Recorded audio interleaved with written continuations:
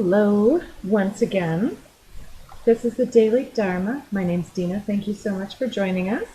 You see we've got alchemy on the bottom of the deck.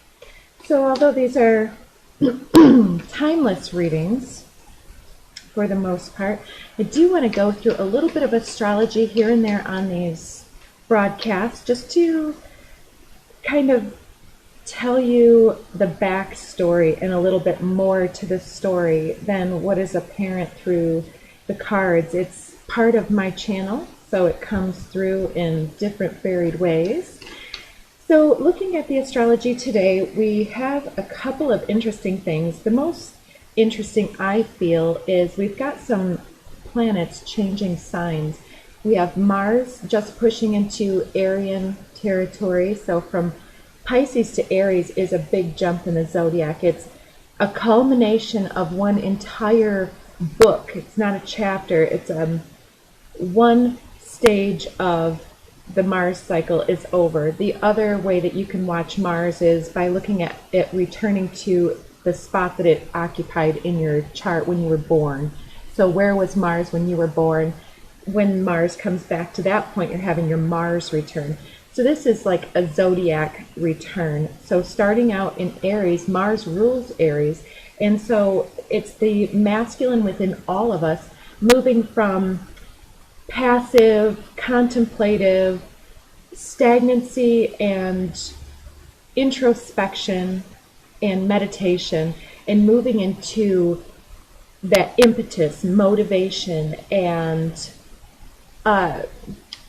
plans, goals, just the active principle, creativity, and that huge urge and push of energy flushing our system here.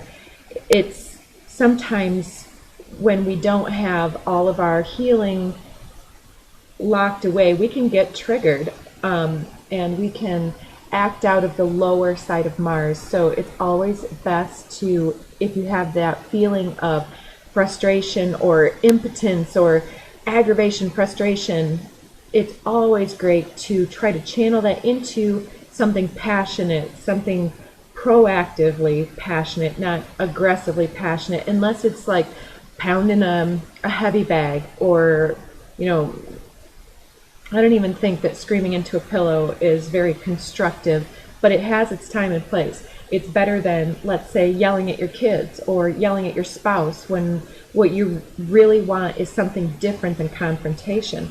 So it's finding that slow release so that we don't explode when we're not anticipating it, so that we can stay grounded and centered. And the thing that really puts us off of our game on that is the sense of woundedness that most of us will carry subconsciously, subliminally, and we kind of see it coming, but we don't.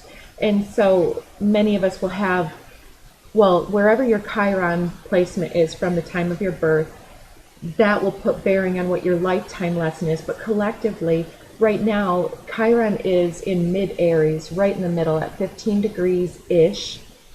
And Mars having just pushed into Aries, when they share the same sign, the objectives color each other. There's an overlap of energy. So if you've been following the astrology and the daily dharmas so far, you know that right at the beginning of the Aries zodiac portion of the sky, we also have Jupiter. Jupiter is the grand benefic, the benefactor. So there's reward, there's fortune, and there's expansion of whatever energy we bring to the table.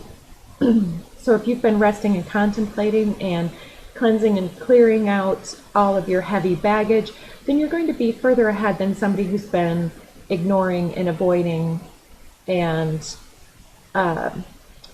glossing over their frustrations. They're going to be volatile with this energy because it's going to expand their Mars energy. And if it's not appropriately channeled, there it goes, volcano in the making.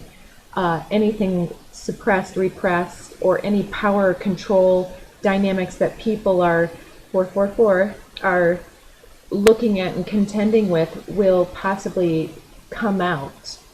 And with that wounded warrior there, so the collective is working on issues surrounding the sign of Aries, and Aries is the trailblazer, the entrepreneur and boss, but also the Fool and the Emperor. So the Emperor in reverse is one who is egotistical, controlling, domineering, and sometimes even narcissistic. And taking those behaviors that have been modeled and shown to us from various channels along our experience and integrating that into our own energy is a liberating experience at this time, and it will bring reward. So if we're taking action for the highest possible good, expanding some type of venture that can help or heal ourselves or others that we care about, or the grand collective, the bigger the better sometimes, 555. But there's this overdoing energy with Jupiter as well. So there's a definite need for, when you say the bigger the better, with a grain of salt. Yeah, the bigger venture and the bigger plan and the bigger healing, the better. But you can't just keep pushing beyond your stores of energy. So there's a real need to conserve and foster those energies through carrying the meditative practice of passive Pisces, changeable, mutable Pisces in our emotional waters there, and bringing the lessons forward so that we don't fool ourselves into believing that everyone's out to get us, or we don't fool ourselves that we have the best answers to every single question out there, that there are other people that have their own perspectives, right? So at the same time, Venus is just about, this weekend, on Saturday, I believe, Venus will be moving into her home sign of Taurus. So when we have Mars in his home sign and Venus in her home sign, it's a really easy, it's an easy placement for activating the social energies, the expected energies, the role energies, role playing. So Mars is our active, creative, masculine side, will be wanting to go out and make some change, pursue things. And then Venus is really wanting to soothe and to integrate and to reimagine what the best service and her best life looks like and what she really wants and desires. So I'm seeing this as Mars activating the wounded warrior aspect. So the wounded warrior has those two sides, somebody who backslides into their old wounding nature and wounds others, hurt people, or the warrior who goes out and uses the transmutative energy of that catharsis, healing through the idea of pain and suffering. I just saw 911 on my phone for the time here locally. That healing crisis, integrating those lessons helps to activate our ability to heal others through the revelations that have made in our own energy. So the Venus aspect moving into Taurus is usually soft and beautiful, abundant, fertile, leisurely, and indulgent.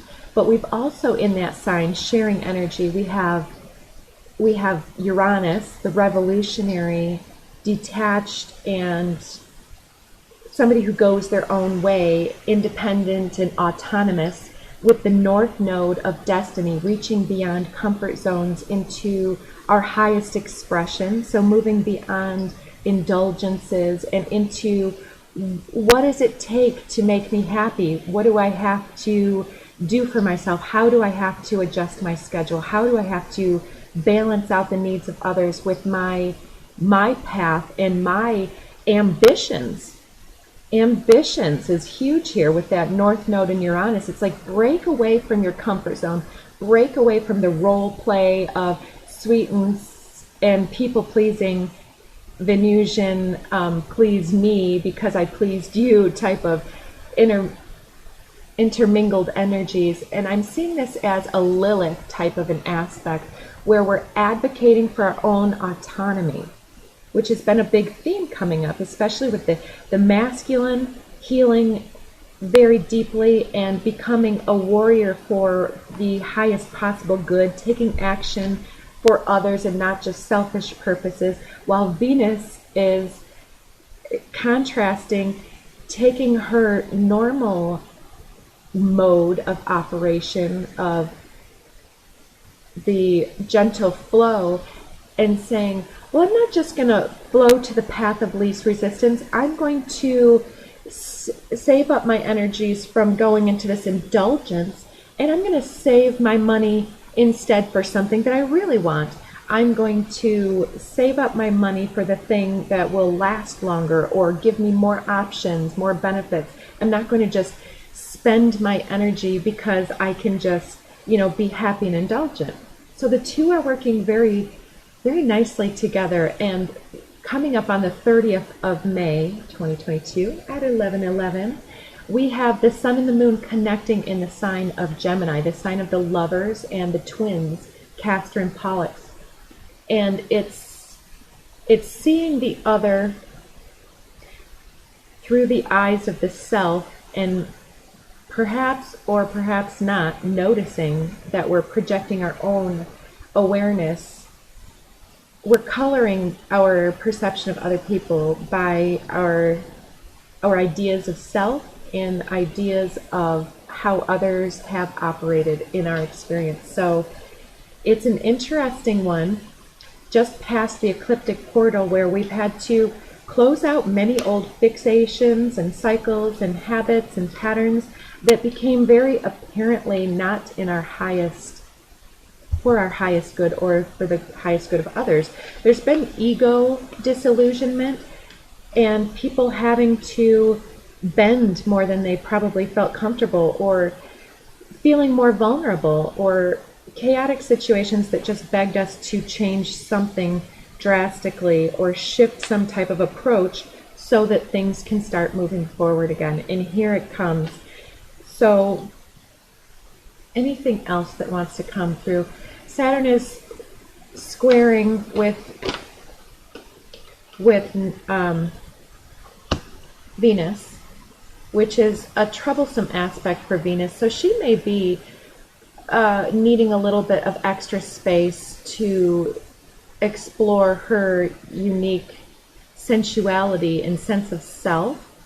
And this is, again, genderless. So I say she as in the inner feminine. So both of these polarities can be used to identify where you fall in this whole shebang. So it's limitations and it's parameters and boundaries too. And so she's trying to be disciplined when she doesn't want to, but she's seeing the benefit of that. And if she doesn't see the benefit and falls into old patterns, then it doesn't feel good. It's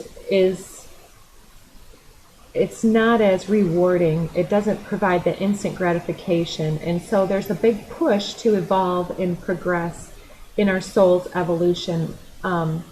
So I see Venus as sort of leading the charge there. So our emotions and our receptivity, our magnetism, our want to be attractive and innocent, wanting to be in our magical sense and not that bitterness. So getting better, not bitter. And yeah, Mercury retrograde is trine with Pluto retrograde here, both at the ends of the signs, but both pushing backwards, seemingly.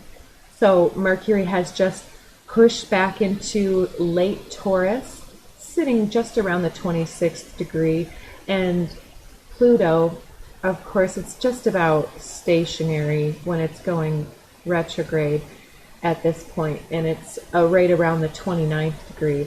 So they're not exact.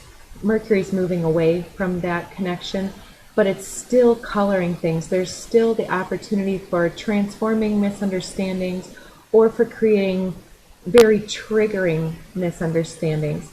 So the first card that flew out is 16, Conception, which corresponds with the Tower card in the Major Arcana of the Tarot. So conception is the seeds that we sow. So, pause for the cause.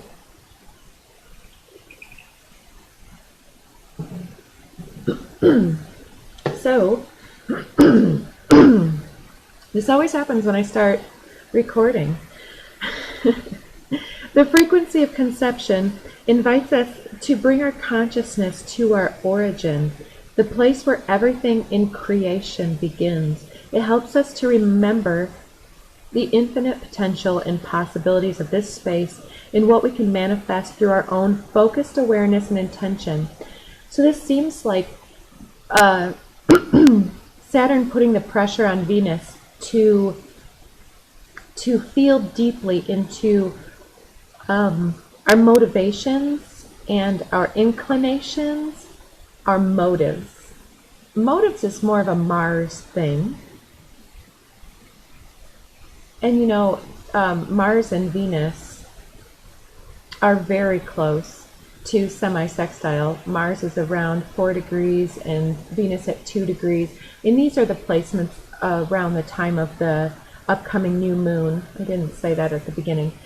So, yeah, the place of our origin, your origin story, is putting a lot of bearing on your current situations. And as we put focus on where that story of wounding or of being the own hero of our own story, the protagonist in the story, the one who accomplishes great feats just by continuing. And sometimes it's somebody who's touted as the village idiot, who's the main star, and it's their innocence that is so wise. But yeah, be the protagonist. Don't allow life to just shape you, but do allow it to sort of lead you. But the choice is always ours, how to express that through our energy. Energy is more neutral than we give it credit for. It's us that filters and interprets the data through the content that resides in our mind, the way that we've allowed the neurons and the neural net to connect one memory to another, one seed to another harvest, and many other things. We are the great connector of the dots. And have you ever seen a child, or yourself as a child, first going through those connect the dots, and sometimes there were math problems you had to figure out, and if you got the math problem wrong, the picture was way off, and you could tell that you weren't making sense of something, right? So it's kind of the same way. Truth is simple, repetitive, and it feels right, even if it feels like there's something amiss or a misunderstanding. It still feels like that's the right thing, and it feels simple. It doesn't necessarily feel triggering. However, it can still feel disappointing at the same time. But when we get mired in our interpretations from the past, it's disillusion, or it's illusion, and it feels muddy, it feels confusing, and it feels disorienting, and it's complex. All right, let's move ahead and get into here. So right behind conception there, we've got Tantric Journey, number 42. So I love this one. There's a lot of dancing between Venus and Mars right now. We've had a lot of romantic energy and universal love energy coming through the cards. But this Tantric journey, it can definitely be internalized. It's the Shiva Shakti, the rising energy through the spinal column, up through the chakra centers and the corresponding organs and the corresponding vertebrae. And it activates various nerves within, it's like the neurons, it's activating. And if we have wounds that are activating fear, shame, doubt, anxiety, and the various chakras, then as the energy tries to rise and fall, I just saw 2020, then it's activating those organs, activating your nervous system. And so it's like a PTSD or a CPTSD response system. And so Tantric Journey helps us to unlock the hidden knowledge, perhaps about that origin story, and the wisdom that we intrinsically hold about how to reach a state of wholeness and completion through our sensual experience with ourselves and with another.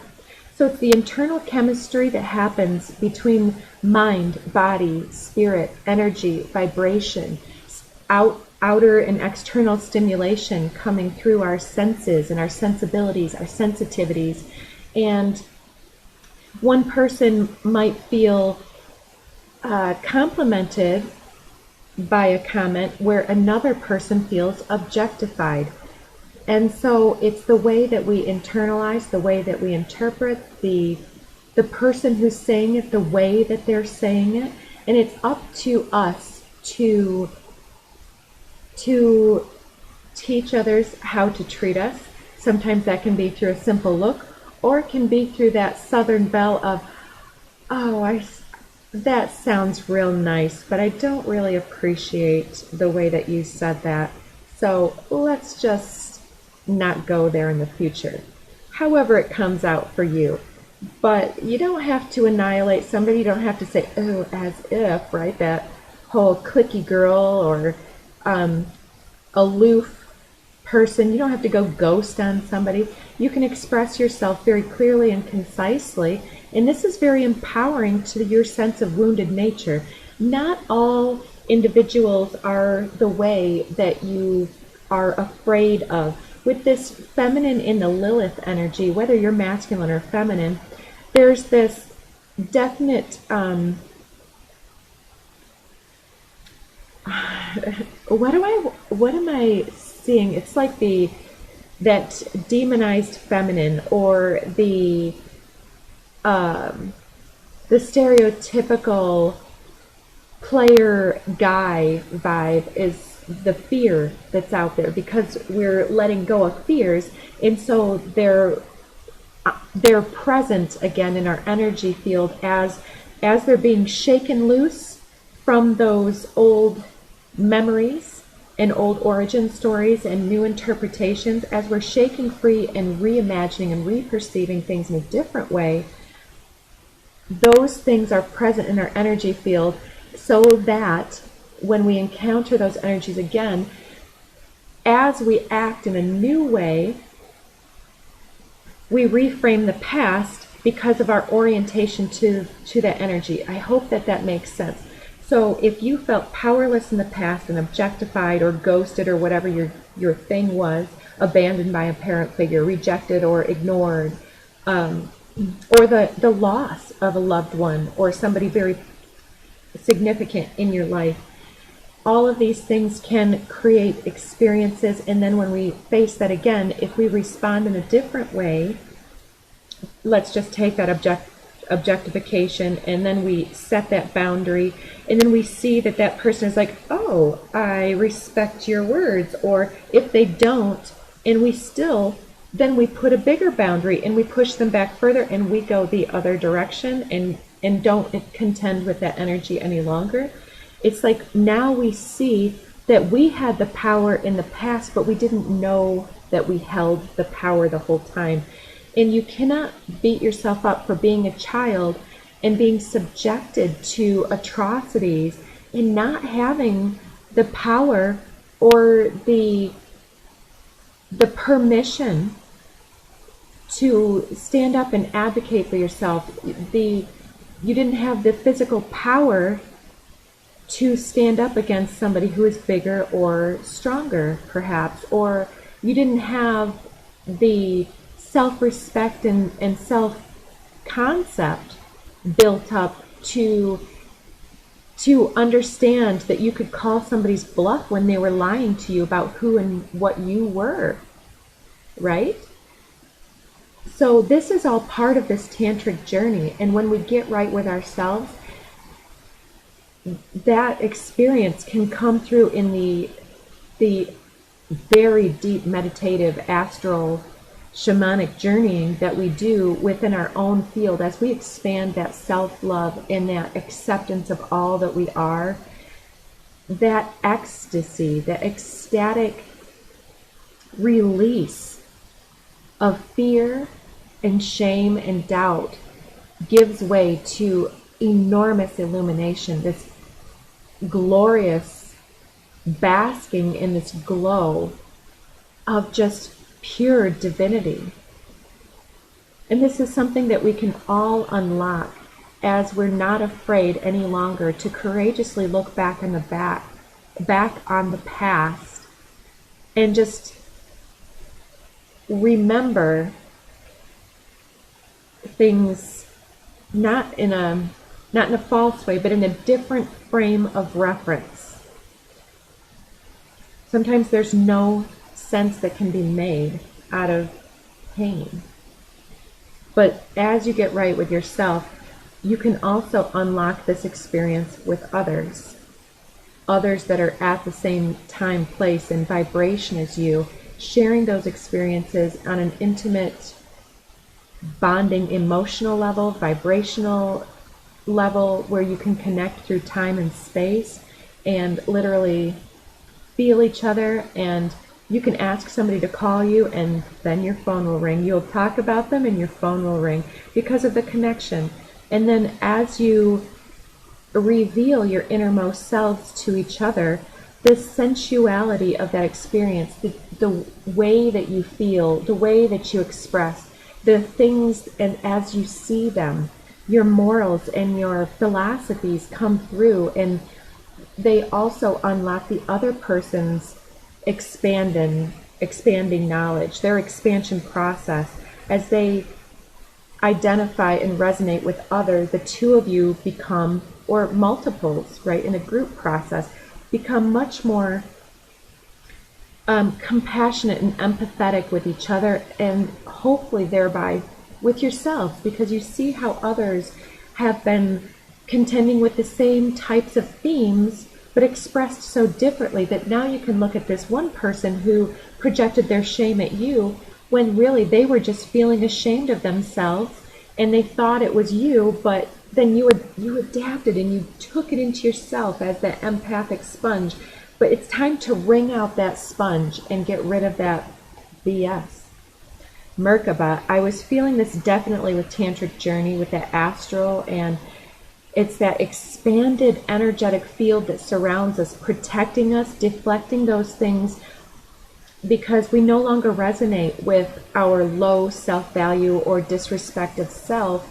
Then we emanate this enormous light, this attractive magnetic light, and from that point of alignment and centeredness and expanded energy, we can act with purpose and intent, and we don't lose our magnetism. We're not overreaching outside of our energy and abandoning ourselves.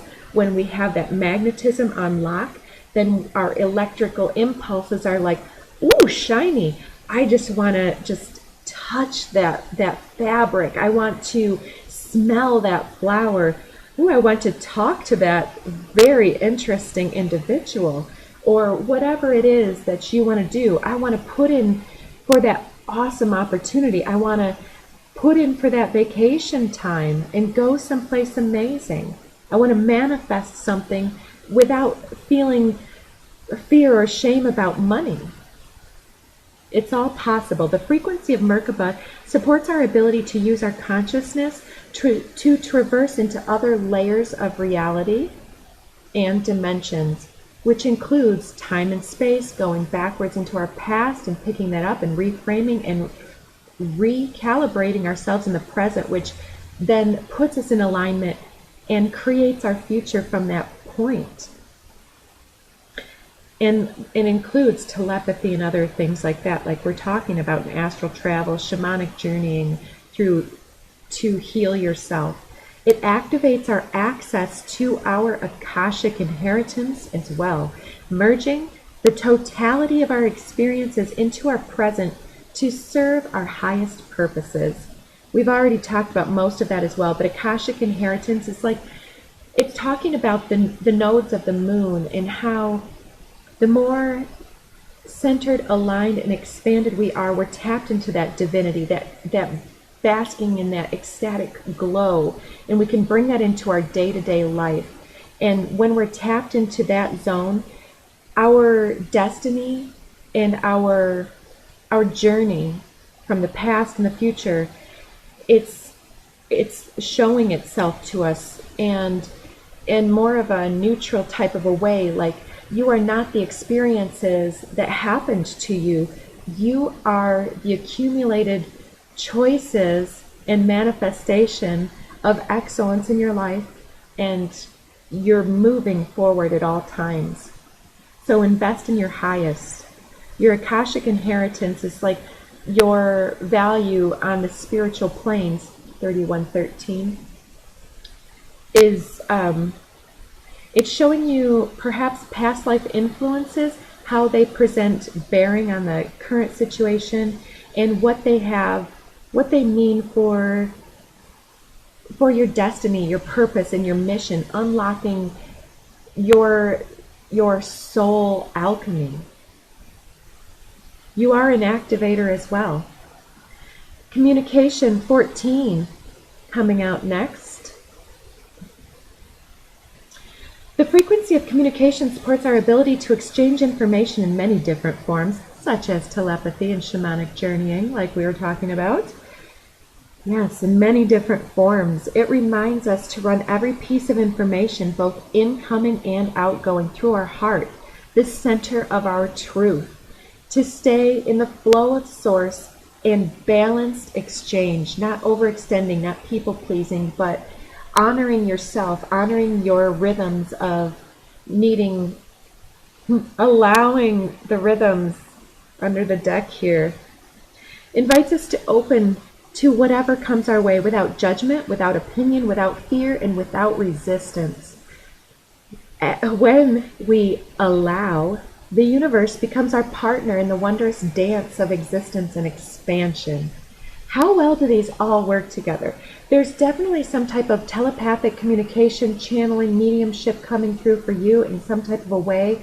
You're being shown the way forward and being told to cleanse and clear, go through and do whatever practices help you to keep your energy and your vibration flowing through your heart space and not slipping into faulty narratives. Yes, reminding us to run every piece of information, incoming and outgoing. It's also like that rising and falling energy, the Ida and Pingala, circulating through all those chakra systems. And every time that we breathe, every beat of the heart coming through those multiple layers of the heart is creating a rippling, harmonic, vibrational emanation from our heart space, if you catch my meaning.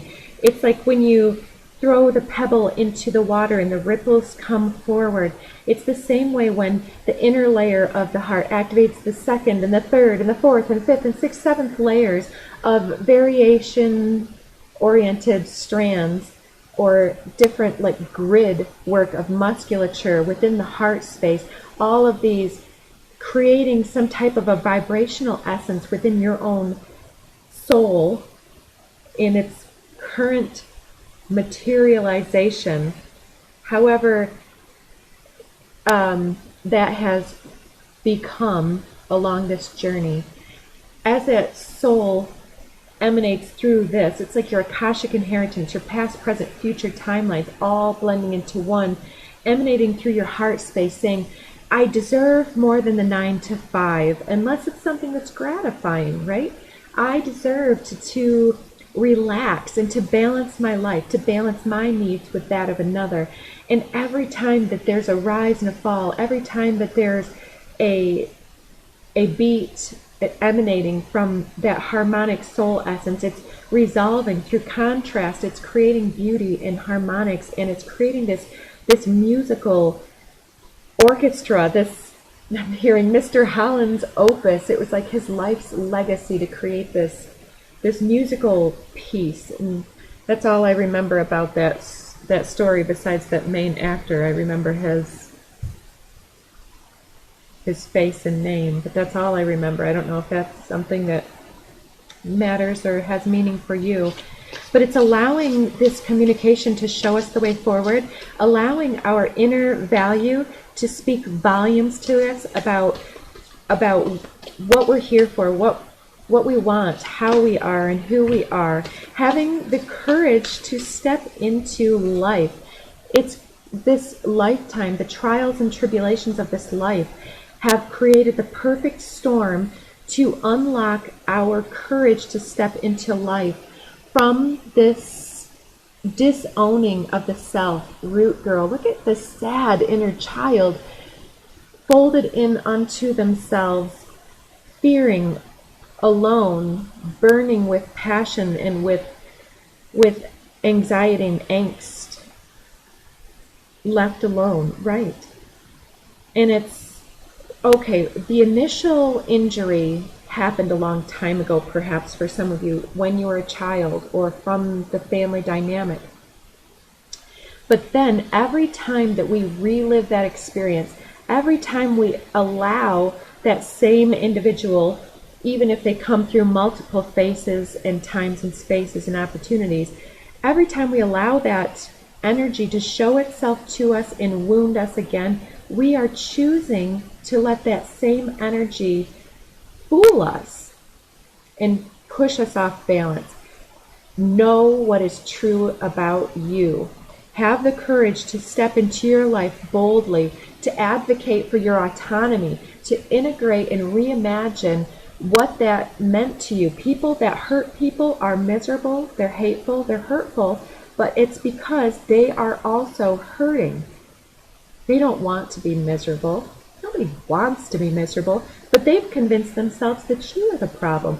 This person's the problem. This situation, this job, this traffic jam, this red light is the problem. Those things aren't the problems. The head is buzzing. Beloved coming out. I'm feeling like this is an activation through integrating with another individual, perhaps a very sensual, deeply bonded, at least at the utmost, emotionally and energetically intimate situation, perhaps with a guru or a healer or a shaman yourself. This individual is unlocking you, and this could be universal love, falling deeply into unconditional love with a perfect stranger, just because they represent that point of your highest destiny, that place where you want to step into, and you want to have that courage to step over your fear. But it takes time. You are on a journey of maybe 1,000 steps, maybe only 10 more steps, but it's coming for you in the perfect time, waiting on your alignment, waiting on you to interact with a new opportunity to lose your cool or to fall into those wounds, but to then come out and try your best to not fall back into that spiritual narcolepsy and trip yourself up and feel yourself as, well, maybe it was my fault. Maybe I am the one that needs to change for this narcissist, right? If you know you are an empath, don't fool yourself into thinking that you're also the narcissist. Sometimes people with that heyoka will mirror narcissists, and sometimes we unconsciously will emulate those behaviors when we're feeling fear or shame or guilt, because we misinterpret that as Like, well, I'll show you that I'm not vulnerable. Look at how strong and tough and courageous I can pretend to be. Those are all forms of ego, because ultimately you're doing that because you don't feel good. You can fake it until you make it only so far. Feeling yourself on that deeper level is where we're at. So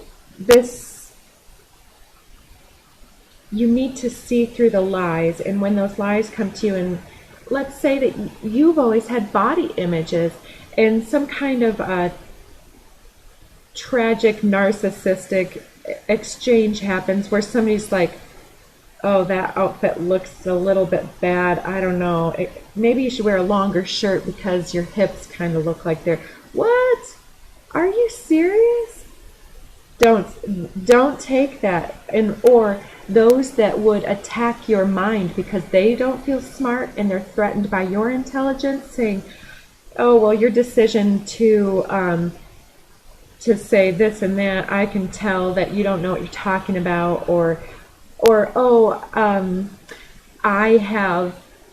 I've been working so hard, it's so great to see you finally doing something because I've been feeling so overwhelmed with how much I've been doing here. When you know you've been doing the lion's share of the work, like doing the entire household, and then somebody comes home and is like, oh, it's good to see you finally cleaned up around here, and they haven't done anything ever, right?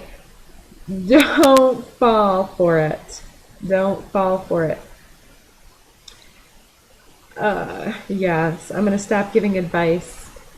There's this drifter energy again. 14. And perfect storm was 44. Oh, and communication is 14. Okay, so drifter and communication. Experiencing life as it comes. Okay, and then last card, deep quiet, meditation and stillness. Some of these have been coming up. I don't know if you're working with gemstones, crystals in particular. I'm kind of seeing this Lemurian seed crystal that I work with quite a bit. I don't know if you've got a favorite gem that fits in the palm of your hand. I'm seeing you doing a deep healing of your Akashic timeline, your Akashic records, and asking for access into maybe the meaning behind it all is too much to really see from a neutral perspective, but instead of that, help me to see my value. Help me to see my courage. Help me to see beyond the illusion that another would cast. Because I'm also suddenly seeing how this lights up that individual's third eye, which it talks about getting clear, channeling the truth of a situation very clearly from spirit instead of somebody who would manipulate your truth and gaslight you. Yeah, it's like you have healing hands and you're reaching forward and illuminating that perhaps the fastest way to teach you about the depth of your empathetic gifts, the depth of your healing potential, was to force a crisis that you would then heal from, and then thereby become the wounded warrior that helps others to reach for their own healing. Beautiful. Then we have under the deck Netcaster. Preparations come to fruition. So you're allowing something to help you to shift and change this inner wounded nature, to allow it to shake loose, to come to the surface so that it can be integrated and worked through, and so that nobody needs to be this demonized, stereotypical, aloof, frightened little child when they are forced to look at something that they want so deeply that they may be feeling some old ideas about, what if I lose this opportunity? Maybe I need to play some games to create more attachment and entanglement energy so that I can trust that I have some sort of control over this other individual. Yeah, because this card also looks like some kind of puppeteer energy with those hands like you know, it's just like some kind of, oh, that Holland's Opus. Have you ever seen the conductor? How they're do. Obviously I don't know how to do it. 44, 44. So there is a divine symphony underway, and you're dancing the best that you can, but another person has tried to kind of take the pulpit or to take control over the musical excellence that you're walking through, and don't let them direct your symphony. You're the one in charge of your heart, and when you align with your wounded nature, your heart gets all like, it becomes like faulty valves, leaking valves, heart murmurs, high blood pressure, low blood pressure, heart constrictions, heart pain, chest pain, did I say palpitations? All of those things, or just like around the lungs energy as well, having to do with that shallow breathing of the PTSD and being in constant stress. It's sometimes, I saw 45, 54 just then. It's when we get into our passion, sometimes we can go, speak, and without thinking, we become into that charged, fast-paced, accelerated motion, but we forget to breathe. It's all about that balance and communication. Taking a breath also allows the other individual to respond, and it creates that active dynamic of listening and exchange in conversation. Maybe both of you have so much to talk about with each other that some person is doing too much and another person not doing enough. But this is all being balanced out in the moment, because you're loving yourself enough to love this inner child, to say, I am not off base, to demand a balanced workload between my coworkers, to demand that all the people that make a mess in a house get up and clean up after themselves. Nobody in a house should be made to feel like a maid unless you're getting paid to be the maid. Yes. Yes. It can ruin a relationship for those that take another for granted, because a lot of people repress their needs and ignore their needs until it's too late, and then they've already left the relationship emotionally. So there's a big healing that has to happen within yourself if this isn't what you want to just allow to happen. Under allowance, I see universal love. Yeah, treat others with the golden rule. Treat those others as you want to be treated. There's integration. I knew that happening on the feminine end. Integrating our needs, our wants, our desires, and demanding equal respect. Passion. Yeah, you're a passionate individual. Don't let your passions remain in this repressed state. You're here to be sensual, to be a catalyst, an activator, to be inspirational. There is some enormous energy going on as these energies are all, at critical degrees in the signs and switching signs. There's definitely, it's like that, I keep calling it the Hirosgamos. What is there's a layman's term. It's the integration of the polarities of Shiva Shakti, of the masculine feminine within the self. It's sovereignty, autonomy, and 5555.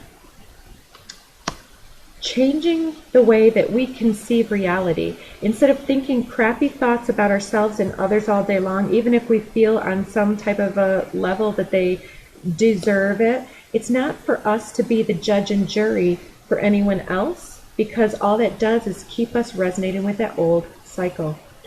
There's overlooked opportunities here. Somebody may be taken for granted, but I'm seeing that you're overlooking opportunities to speak up and to gain that respect from other individuals. Manifestation. Yeah, that's what it's all about. You're changing something very important about the way that you communicate your worth, your value, and your deservability. So yeah, the perfect storm. So I'm seeing somebody who has been repressed, who's been overlooked for raises or opportunities, or who's been put into a position of seeming like the black sheep. But this black crow here, I've noticed recently, those feathers are peacock feathers. So although you may look like a black sheep, the black sheep is dubbed that because other people are in this sameness, homogenous energy of cloning and following. And I heard today on the Pele report from K. Pacha on New Paradigm Astrology on YouTube, he said, don't forget that 3/4 of the population is still in that consensus vibration of following and of learning their lessons through watching the authority figures that appear, such as, the celebrity dramas. And to me, I guess I've been overlooking that in a certain way. I know that there's a huge amount of groupthink, and I know that people are in a certain place, and whether the 3/4 is true or not, it just reminds us that other people are looking to us to be in our own authority, and we can teach other people very calmly, gently, gracefully, and with great poise and great unconditional love how amazing we deserve to be treated. I mean, that's respect.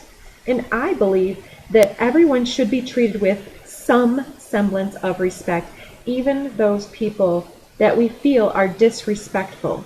Because if no one ever shows them respect, and that's a tender topic, tread carefully with showing respect to those that are treating you like garbage. Seriously.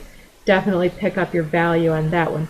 But I'm talking about these smaller situations, like with dear ones that are acting out of their ego, and you just need to course correct them by gathering all that you are and being whole unto yourself, so that they would never dream of trying to tell you that you may not look the best in that.